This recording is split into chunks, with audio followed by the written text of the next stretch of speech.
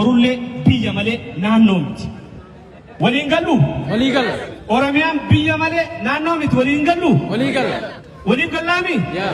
Oromiyaan biyya. Oromiyaan biyya. Oromiyaan biyya. Oromiyaan biyya. Qabadhu qabanneeti. Kanaafuu kabajamoo obbo Yaabsiraa fi akkasuma jaadhirkoon iddootti argamanii isaan yoo na dura isin beeysan hin beeku miseensota abaa woboo biyya tanaa keessa jiranii wal baraanii hawaasa wal baruun carraa akkanaa kanarratti kanaafuu wanni isin abdii fuula duratti qabdan kana qofa wanni isin hin jiru barbaadu kana ittaan sun immoo Oromiyaarraa karaa dhaabbatutti yaana Abiyyi Ahmed Abiy Ahmed Oromiyaa gurguree fitee jira Oromos kaan ajjeesee kaan gurguree kaan biyya baasee ari'ee jira Abiy Ahmed Oromoo bakka hin bu'u Abiy Ahmed Oromiyaa bakka hin bu'u ajjechaan uummata salaale irraa dhaabbattu ajjechaan uummata shirka irraa dhaabbattu ajjechaan daangaa Somaaliyaa irraan jirtu haa dhaabbattu ajjecha Wallagga keessatti jirtu haa dhaabbattu daangaan Oromiyaa saamamaa jira daangaan Oromiyaa saamamaa jira dhiigni Hacaaluu nuun baane gumaan Hacaaluu nuun galle gumaan Baatii Urgeessaa nuun galle gumaa kumaatamaan qeerroodhaa nuun galle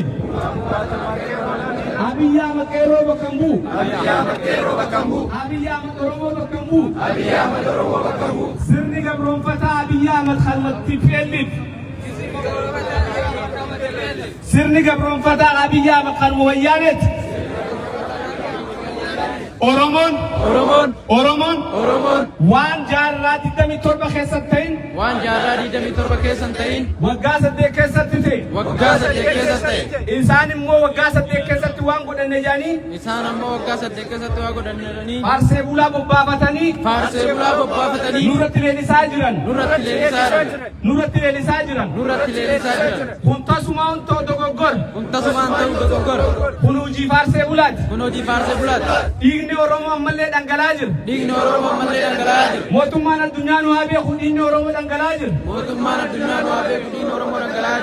dhiigni Oromoo dhangala'aa jira hin dhagamtu sagalee dhiigni Oromoo dhangala'aa jira mootummaan ammallee addunyaa nu haa beeku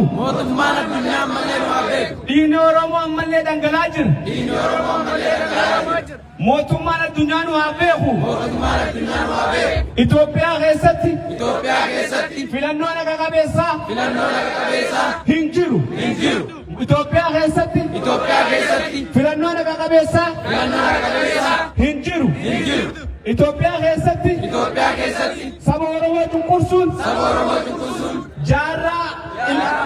jaarraa kanallee ittuma jira wanni jijjiiramee jiru Abiy Ahmed maqaa Oromoo qabaatullee Oromoo bakka hin bu'u Abiy Ahmed diktaator Abiy Ahmed down dhiigni gumaa Oromoodhaan dhufaa ba'u